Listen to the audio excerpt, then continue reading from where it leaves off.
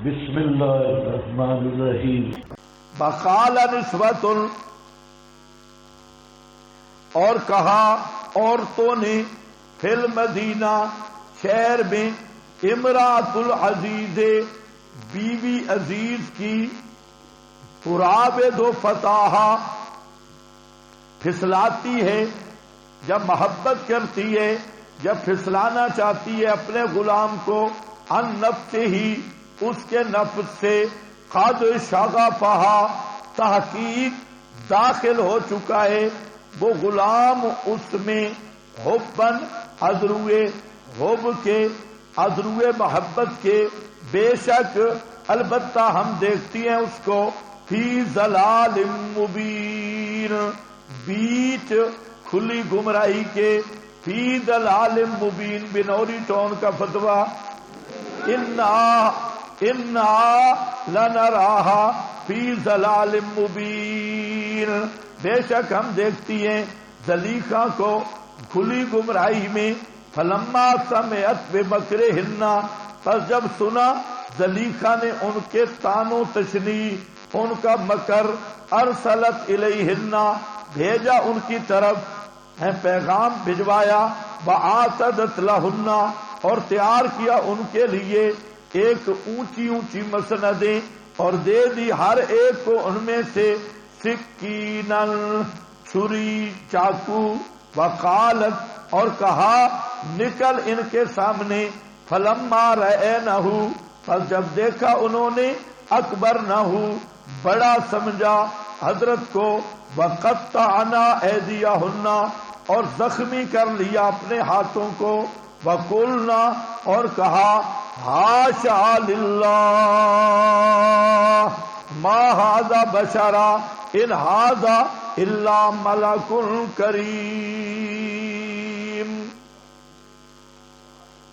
قال نسوۃ، یہ امتحان امانت کا پرچہ ثانی، دوسرا امتحان امانت کا، اور اس میں پہلے سے بھی یہ سخت امتحان ہے۔ پہلے صرف ایک ستاری تھی زلیخا، اب یہاں مصر کا پورا حسن جمع ہے، تمام وزراء اور بڑے بڑے عہدے داروں کی بیویاں، جو مصر کی حسین ترین عورتیں ہیں، وہ ساری کی ساری جمع ہیں اور پورا حسن جمع ہے۔ اب یہ امتحان پہلے سے سخت ہے۔ قال نسوۃ، آپ کے پاس کچھ لکھا ہے؟ یہ پہلے سے زیادہ، کیونکہ پہلے ایک زلیخا تھی، اب دارالحکومت مصر کے تمام فتنہ گرانے حسن جمع ہو گئی ہیں، ساری حسینائیں مصر کی وہ اکٹھی ہو رہی ہیں حضرت یوسف کو برگلانے کے لیے۔ تو قال نسوۃ، یہ نسوہ کون تھی؟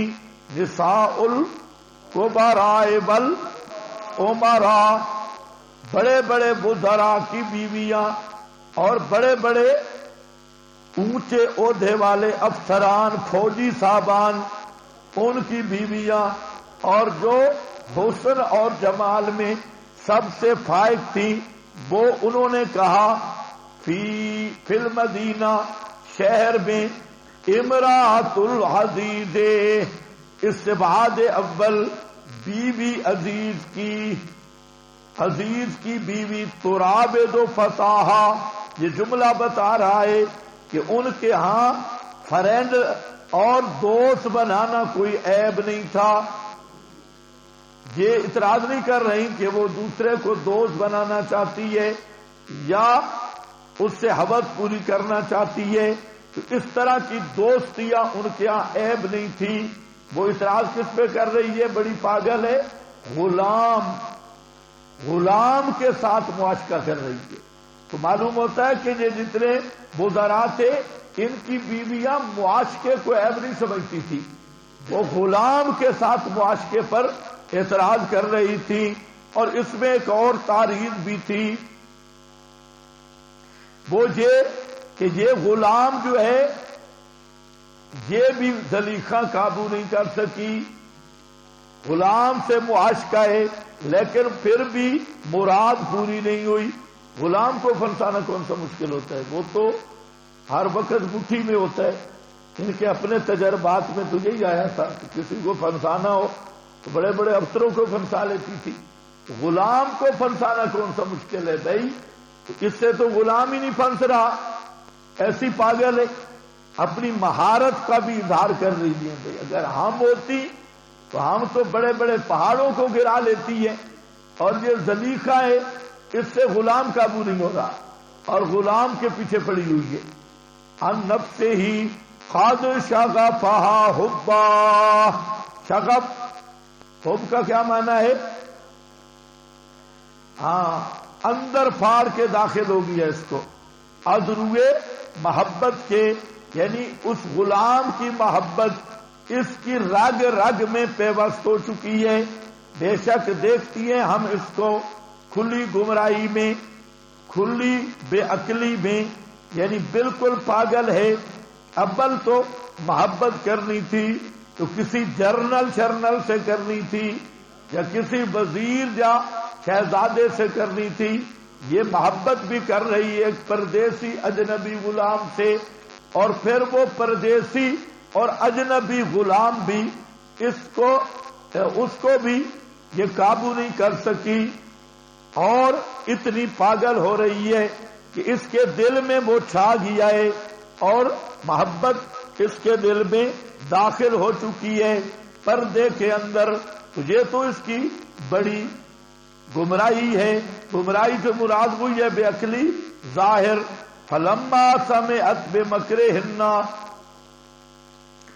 جب سنا زلیخا نے بے مکرہن. عامت المفسرین نے جو معنی کیا، پہلے میں وہ معنی کر رہا ہوں کہ بے مکرہن، مکر سے مراد کیا ہے؟ تان و تشنیع.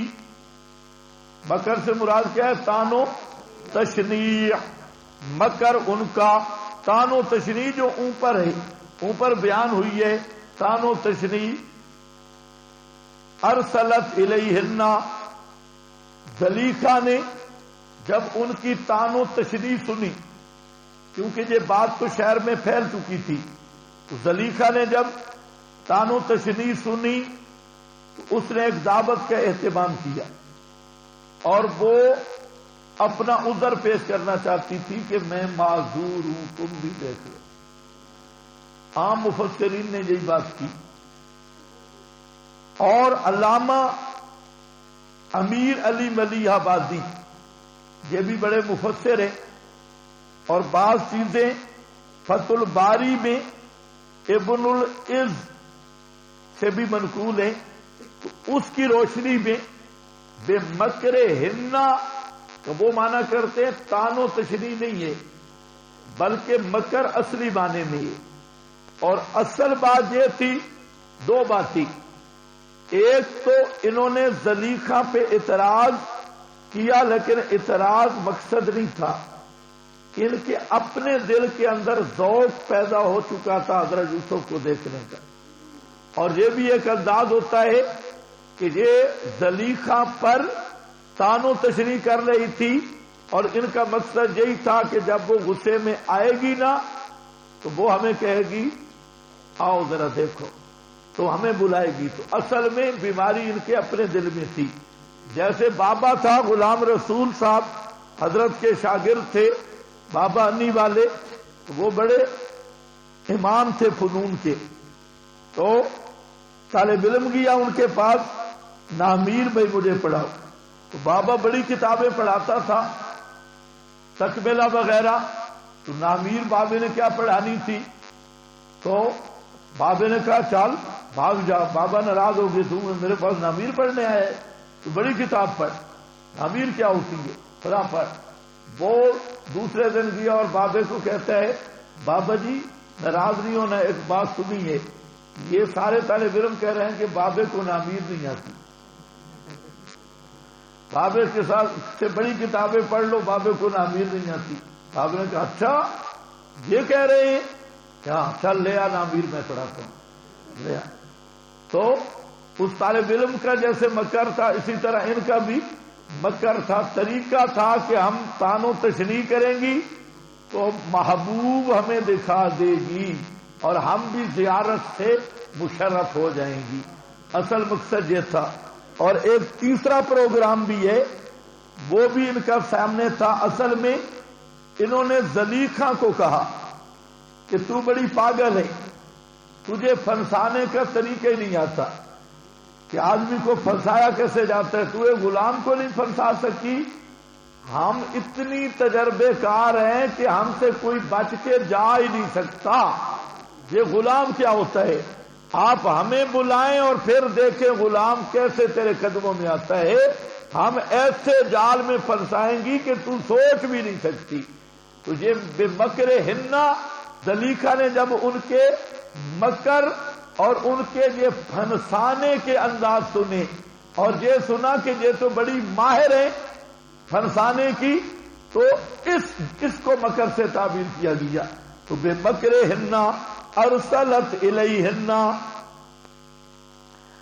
زلیخا نے دعوت کا انتظام کیا، ان کے لیے مسندیں متکان، اونچی اونچی مسندیں قائم کی اور ہر ایک کو سکین، پھال کاٹنے کی چھری چاقو دے دیے. جب مہمان آئے دو ہی طریقے ہوتی ہیں، یا تو آپ فروٹ کاٹ کے اس کے سامنے رکھتی ہیں، اور دوسرا ایک طریقہ پڑھا لکھا طریقہ یہ بھی ہوتا ہے کہ فروٹ بھی ساتھ رکھ لو اور چاقو چھریاں بھی ساتھ رکھ لو، مہمان خود کاٹ کے کھائے. تو اس نے زلیخا کا یہی طریقہ تھا، وہاں رکھ دیا سکین. وقالت اخرج علیہن، اور کہا ان کے سامنے آ. اب سوال ہے پھر حضرت یوسف تو کیوں گئے سامنے؟ تو جواب نیچے لکھا ہے، کوئی غرض صحیح سمجھ کر بلا اطلاع اخضاع تشریف لائے، بغیر اطلاع کے. یعنی حضرت نے بھی یہی سمجھا کہ کوئی مہمان آئے ہیں، ان کو پتہ چلتا نہیں تھا، تو کوئی سودا لانا ہوگا، کوئی صحیح بات یعنی صحیح غرض ہوگی. لیکن اس کا مقصد تو تھا کہ ذرا نظارہ دکھا. یہ آتت ہو گیا. فلما رأینہ اکبرنہ، پس جب دیکھا انہوں نے یوسف کو، اکبرنہ بڑا پایا اس کو، حالت اولا قلبیہ بڑا حسین پایا اس کو. یعنی ان کے ذہن میں جو ایک تصویر تھی کہ یوں حسین ہوگا یوں حسین ہوگا، ذہنی ایک تخیل اور تصور تھا. اس تصور اور تخیل سے بھی جب یوسف کو دیکھا تو اس سے بھی زیادہ حسین پایا. جو ان کے ذہنوں میں ایک تصویر بنی ہوئی تھی، اس ذہنی تصویر سے اکبرنہ بہت بڑا حسین پایا. وقطعنا ایدیہن، ادھر وہ پھل کاٹ رہی تھی، ادھر یوسف علیہ السلام سامنے آئے. تو یہ ساری زنانیاں جو بڑے دعوے کر رہی تھی ہم بڑی ماہر ہیں اور ہماری چالیں بڑی زبردست ہیں، یہ ایسی محب ہوئی اور ان پہ حضرت یوسف کا ایسا ہیبت والا روب پڑا کہ آپ صرف حسین نہیں تھے، حسین بھی تھے اور پاک باز بھی تھے. ایک تقدس کی بھی ہیبت ہوتی ہے، ایک صرف حسن ہے اور ایک حسن کے ساتھ پاکیزگی بھی. تو حضرت یوسف کی طہارت کا روب تھا، تقدس کا بھی روب تھا. انہوں نے یہی سمجھا ہوا تھا کہ صرف کوئی حسین ہوگا، لیکن انہیں یہ نہیں پتا تھا کہ یہ اللہ کا نبی ہے اور حسینوں کا بھی امام ہے اور مقدسین کا بھی امام ہے، تقدس میں بھی سب سے آگے ہے. تو جب حضرت یوسف کی طرف ان کی نظریں پڑی تو ایسی محب ہو گئی اور حیرت زدہ کہ خیال ہی نہیں آیا. قطعنا کا یہ معنی نہیں کہ کاٹ ڈالے، قطعنا کا معنی جرحنا، زخمی کر بیٹھی اپنے ہاتھوں کو.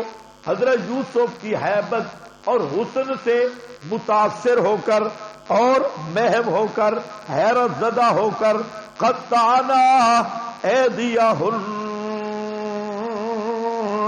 اس حیرت میں جراناہا وقلنا، تیسری حالت ہے ان کی زبان کی. دل کی حالت کیا ہے؟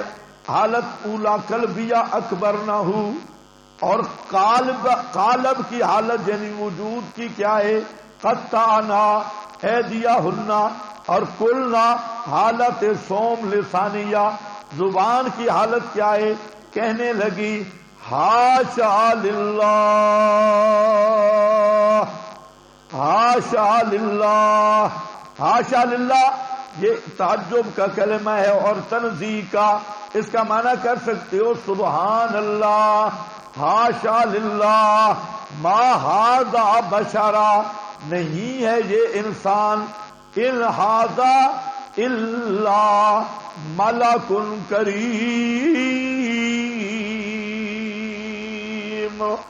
نہیں ہے یہ مگر فرشتہ کا مکرم، فرشتہ معزز.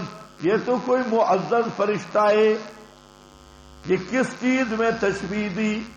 حسن میں بھی، اور مشہور جئیے حسن میں تشبیہ دی، کیونکہ فرشتوں کا حسن معروف اور مشہور ہے. آج بھی دیکھتا ہے نا کسی کو فلانا فرشتوں جیسا خوبصورت ہے، تو فرشتے کا حسن مشہور ہے، اس لیے انہوں نے حسن میں اس بات حسن عظیم میں تشبیہ دی. اور بعض علماء کہتے ہیں نہیں، یہاں دو چیزیں تھیں، ایک حسن اور دوسرا پاک دامنی. عموماً جہاں حسن ہوتا ہے وہاں داغ ہوتی ہیں، لیکن حضرت یوسف کا حسن بے داغ تھا اور پاک دامن حسن تھا، تقدس والا حسن تھا. اس لیے کہا انہوں نے تشبیہ کمال عفت میں باوجود جوان ہونے کے عورتوں کا خیال نہ کیا. مقصود نفی بشریت نہیں، مطلب یہ ہے کہ تشبیہ دونوں چیزوں میں ہے، پاک دامنی میں بھی اور عفت میں بھی. مطلب اتنا خوبصورت اور اتنا پاکیزہ یہ انسان نہیں، یہ کوئی فرشتہ ہے.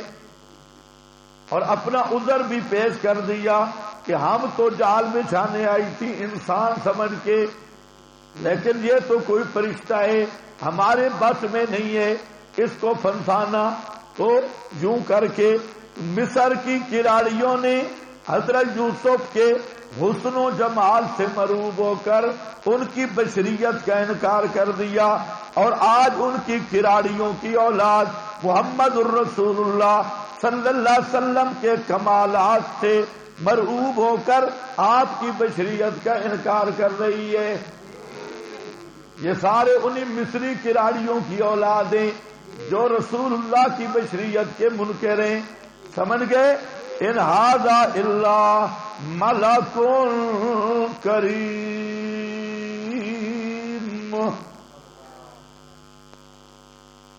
ذهب غیر واحد الى ان الغرض تنزیہہ عما على اکمل لأن الجمع بین الجمال الرائق والکمال الفائق والعصمت البالغ من خواص الملائکہ. اس لیے کہ ایسا جمال اور ایسا کمال اور ایسی عصمت یہ ملائکہ کے خواص میں سے ہے. تو دونوں چیزوں میں تشبیہ ہے.